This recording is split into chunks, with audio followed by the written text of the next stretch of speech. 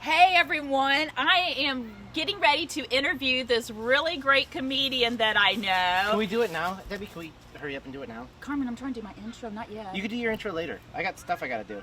What, catch a plane? I gotta catch a plane. All right, come on, let's go. Let's hurry up this interview. All right, we gotta go interview him. Be back.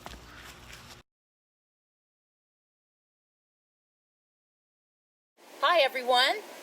Thank you for joining us today. I'm sitting here with Carmen Vallone. He's a comedian here that travels. Actually, you travel around. Yeah, I'm all over the place. Yeah, so we're going to dive right on into this conversation. So, Carmen, tell me, why do you think you're so funny? Why do I think I'm so funny? I think it's the audiences that think I'm funny. Okay. Yeah, I don't know if I'm why am I funny? I don't know. So I think that I'm funny because the crowds have always laughed at me. I was always funny growing up. Okay. My family is funny, and that's how I pay my rent. So I better be funny. I need to keep a roof over my head. Yeah. And I like having my AC really cold. Oh. So I need to make extra money to have that electric bill right where I want it. Oh, I would agree, because over here in Florida, it's hot. It's hot. I'm dying right now. I'm like, this shirt is like see-through. It's so thin, and I'm sweating. All right, so tell me, I know you have a gig tonight because you're going to be going down to Palm Bay. Palm Bay, wow. Yeah. That's So- that's near Melbourne. Melbourne, Yeah. Okay, so do you travel, I know you travel inside of Florida to different comedy clubs. I do. Do you go out of state as well? I do. I've been to, I don't even know how many states, but I've been to like, it's easier to tell you which states I haven't been to.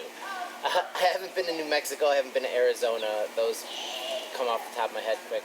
But I've been to like most other states. I've been to California, I've been to Oregon, I've been to Ohio, Wisconsin, New York obviously is where I'm from, Connecticut, Vermont, like all up and down the East Coast. Wow. Yeah, I love traveling for comedy. This summer I'm getting ready to go to the Milwaukee State Fair, performing there. Oh, fun. Yeah, so I'll be traveling up there, and I'm going to try some of the cheese, because I've heard good things about it. I guess they're doing a lot of good stuff with dairy up there. Oh, yeah. Yeah. And you got to have a cheese hat. Yeah, I guess I got to get a cheese hat. Yeah. They sell them at the airport. So as soon as I get in, I'm buying a cheese hat. I'm going straight to my gig, and I'm not going to take it off the entire time. Oh, I wouldn't. That'd be No. fun. Oh, well, you should take it off the shower, because that'd be kind of gross. No, I don't want to. Oh, okay. You want to go in with the wet cheese? Yeah. Wet cheese head. Okay. All right. But yeah, it's fun. It's fun traveling, and I love. I just like Florida in general. Like, I'm from New York originally, and like going to Florida is what everybody in New York does. I guess I retired at like 19 years old. I'm like, I'm out. But I love Florida, so I try to take as many gigs in Florida as possible because it's just beautiful here. It really is. Yeah. It's gorgeous. Yeah. And what part of New York? You're upper state, right? I'm from upstate New York. Yep. And as soon as I tell people that I'm from New York, everybody's like, "The city? Is it? Are you in a gang? Is it drugs? Is it scary?" And I'm like, "I'm from Rochester." I'm like, "Yes." You know, like, but no, it's upstate New York. It's Rochester, New York. It's right on Lake Ontario, one of the Great Lakes. I actually lived on Lake Ontario, so my backyard was like the lake. Oh, wow. Yeah, and cool. If you've never seen like a Great Lake, they're absolutely beautiful. And I didn't appreciate it until I moved away, and then I went back and visited. Because you're sitting there, you're on like the beach, and you're like, it's from horizon to horizon. It's like the size of an ocean when you're sitting there looking at it. You're like, this is huge. That's all fresh water, and it's a great lake there. I love it. It's beautiful up there. But it's not everything. New York? That's not New York. You're not from New York. I'm like, my driver's license says New York. So, Carmen, tell me, how comedy, I know that's not the easiest kind of life It's to not. have. It's not. It's fun, but it's not easy. It's hard to. The thing that's tough about comedy, and I guess it's any business owner or anybody that's like, we're in this gig economy where you got to hustle. It's hard to. You don't just wake up, do your 9 to 5, get a paycheck, be safe. Like if there's no gigs on the books or you don't have any shows coming up, you're like looking around for your next meal. You're like, what am I going to do? So in that regard, it is hard. You gotta really work at this. But I did find a way to break through that and make millions of dollars. That's how you see how to make $1 million. Number one important thing.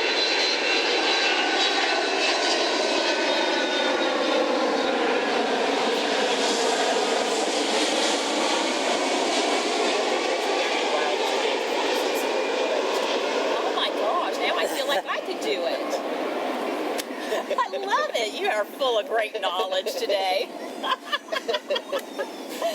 Oh my gosh. All right, so your life, you are living like nightlife, really, because there's not much to do on the daytime comedy. Well, yes and no. There's no performances going on daytime comedy, unless you get like a corporate event or something. But this is where I struggle, because it's still important to wake up and treat yourself like a business. Like, you still gotta like wake up and like because your daytime hours will be filled with work. Like, you'll still be sending emails and getting yourself booked and making event pages and flyers and promotions and Yeah, because you have to do that all yourself. I do it all myself. Yeah.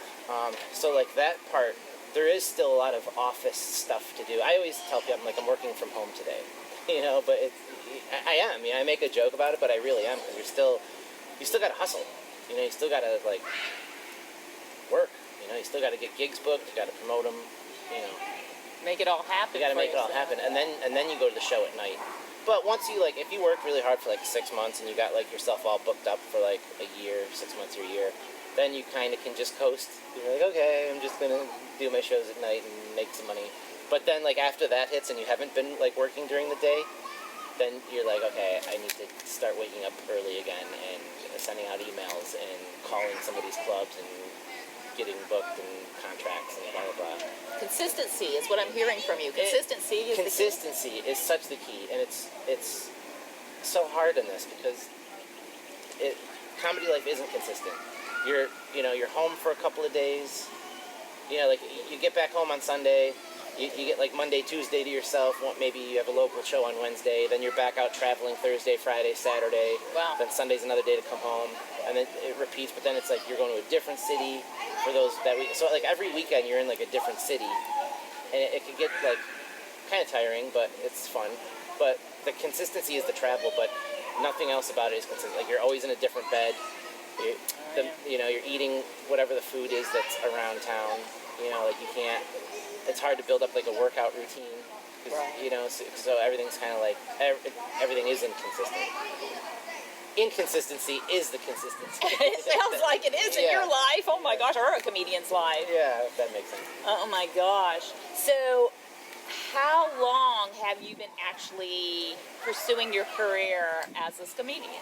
Yeah, so right now it's May, and come November will be 15 full years since the first time I stepped on stage. Wow. Yeah, and I've probably been getting paid, paying my bills and doing it professionally for about, I guess maybe 10 of those years. Oh, so it took you 5 years to get to where you... Yeah, about 5 years before I didn't have to have a day job anymore. That's great. Yeah. And you love it. I love it. It's your nature. I love it. It's my nature. I love it. It's fun. I think I'm good at it. Yeah, it's the only thing I need to learn more now in this new day and age is the social media end of things, because that is so important that I'm finding. I've got friends that aren't that good on stage, but they kill it at social media. They get I've got a couple friends that have 2 million followers. I'm like, that's bizarre. 2 million followers, So it's that's tough. But once I get the social media following, I'm pretty confident that my stand-up, people will come up, if I can get known on social media, then they'll come out and see a show and be like, oh, this guy really is funny. Right. Get that real following is what I guess I'm hoping on. Right, and I know you're here also in clubs locally in Orlando, correct? Oh yeah. Which? So the clubs locally here in Orlando that I work with regularly is I start off with Bonkers Comedy Club. They're local, and the Orlando Improv. Okay.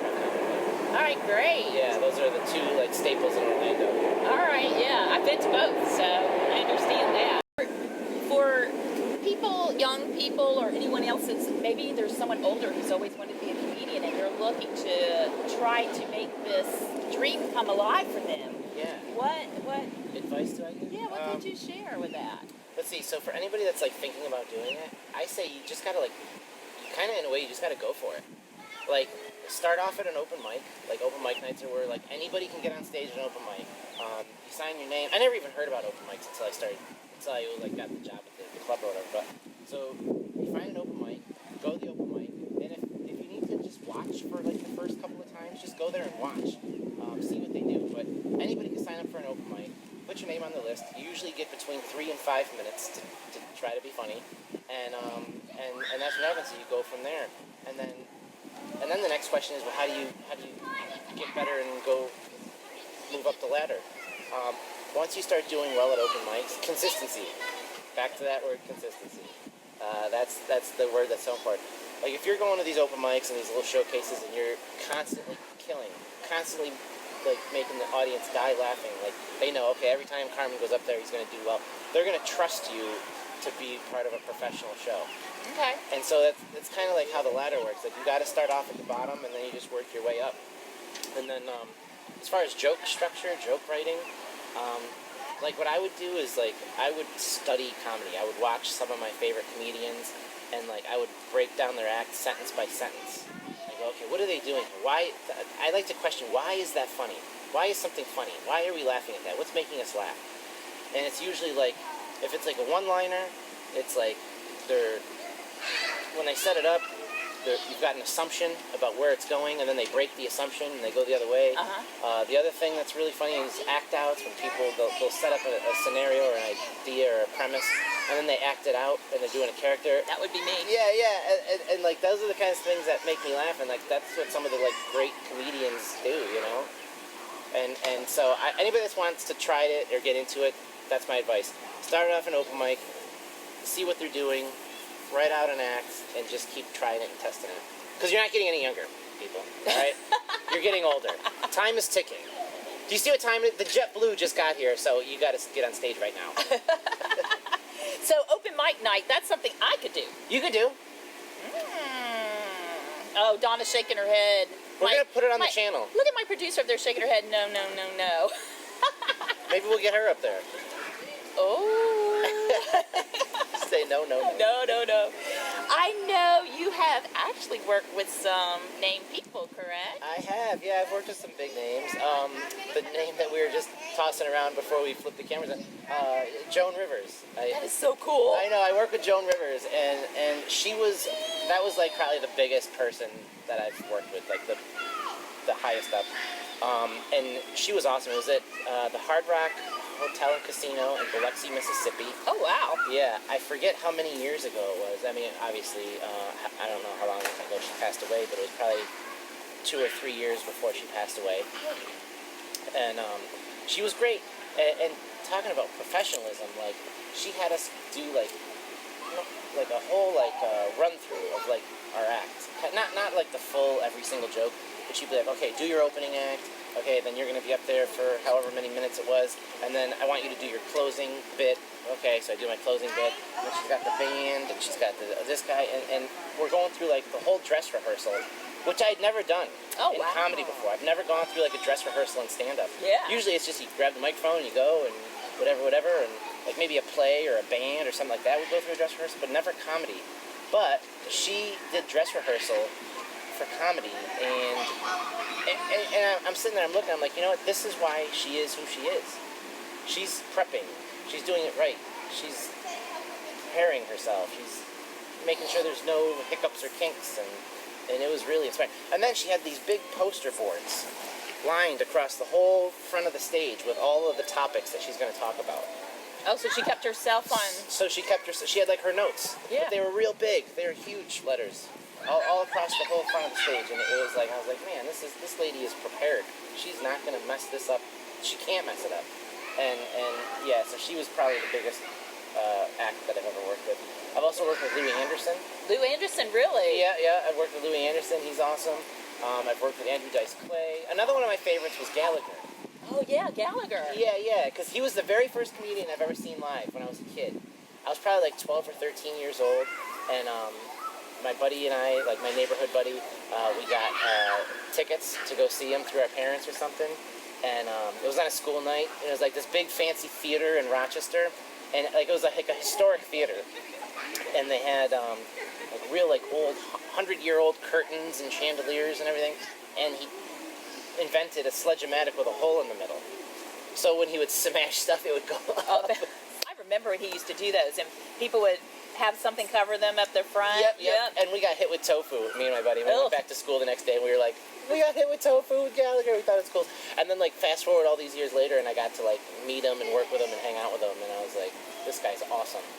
He's a legend, you know? Yeah, that's so cool that you got to work with such legends. Oh, like I love this. it. Yeah, I love it. What an opportunity you had. Yeah. Oh my gosh. Yeah. Now, through all of this, I know you've had a great experience through everything, but something I want to kind of touch on a little bit with you is you had a little bit of trial of anxiety because of a couple of events that happened back to back in your life. And I know that was kind of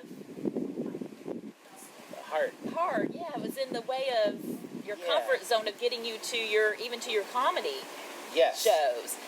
Tell a little bit about that. Yeah, and that kind of brings us back to me liking to take gigs in Florida because I hate traveling so much. The events that you're talking about. So I've always had anxiety growing up, but then the events that you're talking about, and I'm surprised you remembered as much of it as you did when we were talking before we flipped everything on. So I was in a handful of car accidents. I was in 3 car accidents within the time span of just a month and a half. That's crazy. Yeah, and so it really messes with you mentally. Like I was like after the 3rd one, I was like, I don't want to go in the car ever again. The first car accident, me and a couple of comedians were driving back from a gig, and I was in the middle. At that time of my life, I was reading the Bible from cover to cover, like the whole entire Bible, and I had it on my phone, you know. And we're driving back from the gig. It was a crummy little gig, and I'm sitting in the back seat, and I always put my seatbelt on. Always put my seatbelt on. Wow. And this was the one time I didn't put my seatbelt on for whatever reason. I didn't put my seatbelt on, and I'm reading the Bible, and a raccoon came out in the middle of the road. We weren't speeding. Nobody was drunk. Everything was on the up and up. A raccoon came, and he swerved to miss the raccoon, and he like overcompensated the wheel. So the car swerved this way, swerved back that way, hit a ditch, and we rolled. And I remember when it was happening, like as we were losing control, I like put my hands on like part of the car like that. I put myself in the middle, and like I just kind of like let my body loose, and the car like rolled around me. I think it happened so quickly. I don't remember ever being upside down. That's where I almost think that like not having the seatbelt helped me. Not that I'm saying don't wear your seatbelt, always wear your seatbelt, okay? But I just think that like in this one particular accident, like I was like a loose object, and the car spun around me, and I just next thing you know I'm sitting on the roof of the car. I'm like, what the heck just happened? Oh my gosh. Yeah. So and I was reading, and we crashed in front of a church. So I was reading the Bible, and we crashed in front of a church, and I didn't get a scratch on me. And praise God, you know, like I there's something to that. Yeah. You know, there has to be, there right? has to be something to that. And so that happened. So that freaked me out a little bit. Then a month later, 3.5 weeks, 4 weeks, I was up in upstate New York, Rochester, a real gangster up there. I was up in Rochester, New York, and and it was snowing really bad. It's like the day after Christmas or a couple days, maybe it was right after the New Year or something. And so we're driving. My buddy's bringing me to the airport, and some young kid was zipping in and out, and he ends up like clipping us and ran us off the road into like a big snow pile into like a telephone pole. Oh my gosh. Yeah. The guy does a hit and run. So then he just like bolts, he got scared, and the guy drove down like another road. My buddy was like furious, hops out of the car, like in a fit of rage, he starts chasing this car on foot that's not even there anymore. The car's like long gone, and the guy's like running after the car. A car pulls up behind him, this old guy goes, I saw the whole thing, hop in. So my buddy hops in like this guy's car, they go chasing the car that just hit him, and didn't he turn down a cul-de-sac, like a dead end? So the guy tried to do a hit and run, and it ran down like a cul-de-sac, so they ended up getting him. Oh my god. Yeah. 7 days later, I was here in Orlando. I was driving to the airport, which is, I think, at the other end of this pool.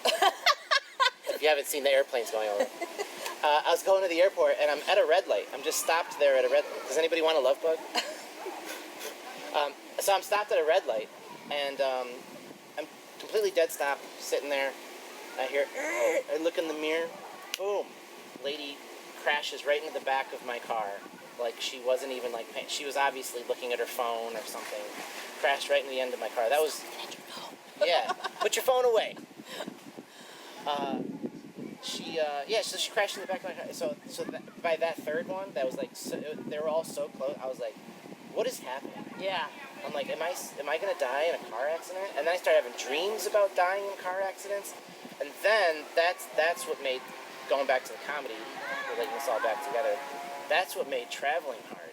Because then I had like post-traumatic stress disorder. Yeah, you had to. Yeah, I couldn't get in cars, I couldn't travel, I couldn't be a passenger, I couldn't drive. Like, if I was a passenger in somebody's car, which at the time I'd rather be a passenger than have driven. But even if I was a passenger, I was like, you're going too fast, you're tailgating. You know, watch out, it's raining. Your driver anxiety. I was giving my driver anxiety. But then if I was driving, then I'm like that. Yeah. Like on the wheel, like an 18-wheeler would come and I'd be freaking out, you know? I'm like the only person on earth that loves traffic. I only travel at like 9 in the morning and 5 at night. If it's during rush hour is when I'm like, all right, time to leave, you know? I don't want to go fast. I go 5 miles an hour. I'm like, all right, let's just get there safe. But yeah, so it made it hard because sometimes you got to do these gigs. Like, in fact, I'm getting ready to go to Zany's in Nashville in, I think, June or July. But even that, like, even now, it's currently May, and that's not for like 2 months, and I'm already like, how am I going to get there? What am I going to do? So your brain is still thinking about... Yeah, I don't like being on the expressway. I'm always in the slow lane. It freaks me out. Like, you could die in a car accident so quickly. And it's definitely hindered my travel a lot because I don't want to... A lot of it is you have to drive. And Florida is such a long state. Yep. So to get out of Florida, you're driving 3, 4, 5 hours sometimes just to get out of the state. And so that's hindered me from probably doing as many gigs as I could be doing. But I'm like, I'll just stay here. I don't want to go. Well, I understand that because I had an accident when it was pouring down rain. Somebody hit me and I spun around and I hit a pole, a light pole. And it took me a long time, like even going out in the different careers that I've had in my life. Because, I'm still sell real estate as well as doing my own talk show. Yeah. And when it rains, I get a little nervous. I still, to this day, and it's been years since that happened, but I still get like, feel it. Yeah, and that's the thing, because you're driving, and you're like, I know what it's like to have complete loss of control in like an instant. Yeah, when you're spinning, it's weird. Yeah, it's weird. And so, yeah, I feel you on that one. Yeah, so I'm with you. I can understand that. I can understand why you would still have a little bit of anxiety. Yeah. Or a lot of anxiety, I guess. Yeah. With this. I'm trying to overcome it. So some things that I do, I don't know if this could help any viewers, if you guys want to try this. So I got like one of those stress balls in the car. You know, those like little squishy stress balls, those help. And then when I wore it out, I got one of those like hand exercise things, you know what I'm talking about? So now I go, so then when I'm driving and like if I start to get nervous,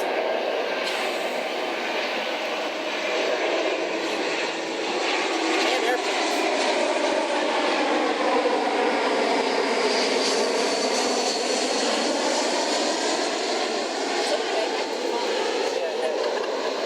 Alright, well, we're going to now switch to a little bit of a different segment with Carmen. We're going to actually let him share a little bit of his comedy with us. Oh my goodness, my comedy? Okay, so... Not yet. Hold on, we're going to come back to that. Okay. We'll be back. We'll be right back. I gotta go write the jokes real fast. I'll be right back.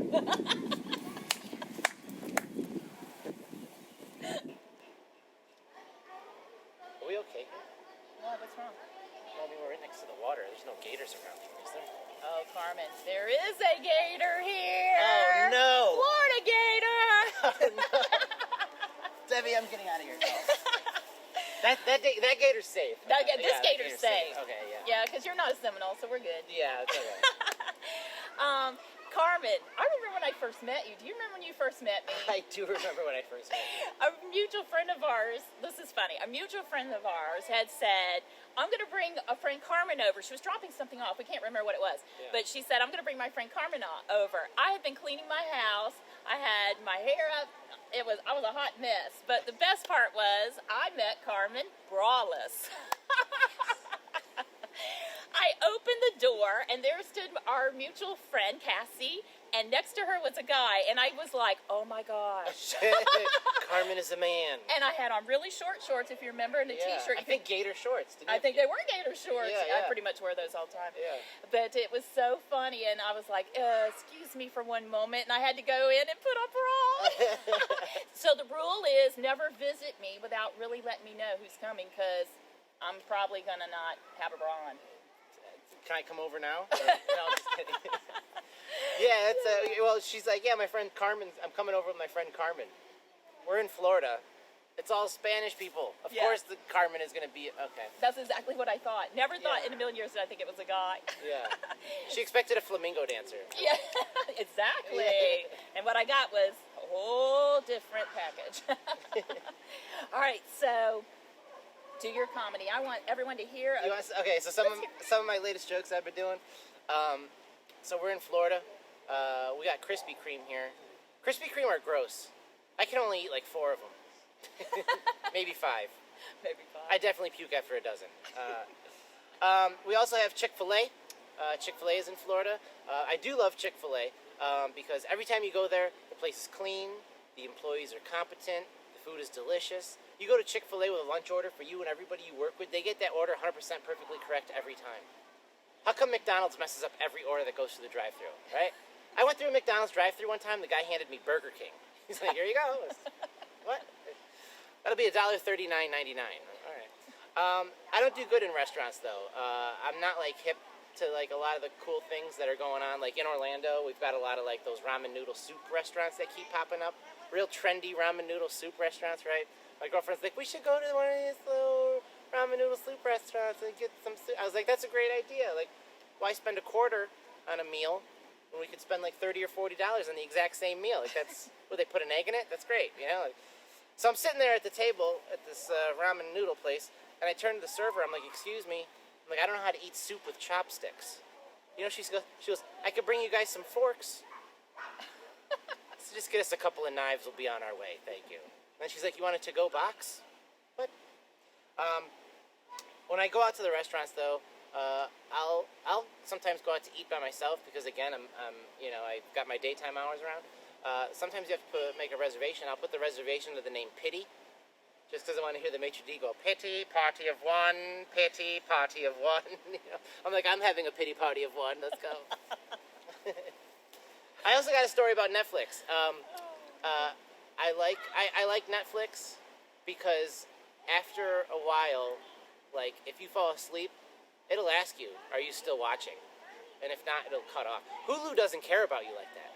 Hulu will play episode after episode until the wee hours of the morning. You wake up, you don't know what the heck happened. I fell asleep watching Lost. I woke up watching Found. I'm like, I think I missed a few episodes here. Can somebody explain what's going on? Oh my gosh. So that's some of the stuff that I do at the clubs. I love it. Oh my gosh, Carmen. All right, before we end our last segment, what I know you've given some advice, but look right in the camera, tell someone, anyone that's trying to live out their passions and dreams in comedy, give them just a... Yeah, not even in comedy, just in general. Like, if you've got passions and dreams, just go for them. Like I said before, we're not getting any younger. You're not going to get hurt. You know, everybody's like, oh, what's going to happen? Maybe I won't do good. You're going to be fine. Just go. Go do what you love. You know, if you like making videos, make videos. If you want to do comedy, do comedy. If you want to learn how to play piano, go learn how to play piano. Like, do whatever it is that you do and enjoy it. Like, if you're enjoying it, you're going to never work a day in your life. Like, just have your fun. I mean, within reason, you know. Don't hurt anybody. But, like, just do it. Make it happen. Just do it. Just do it. I like that slogan. Yeah, maybe that's I'm going to write that down. That might be my new slogan. Just do it. Yeah. Huh. You just came up with something profound. I think I just came up with something. Mm-hmm. That's pretty profound. All right, you guys, this has been our show. I hope you enjoyed my interview with the comedian Carmen Vallone. Thank you for Thank having you. me too. You're such a You great guys are friend. awesome. Thank I love you. You're awesome. Oh, thanks.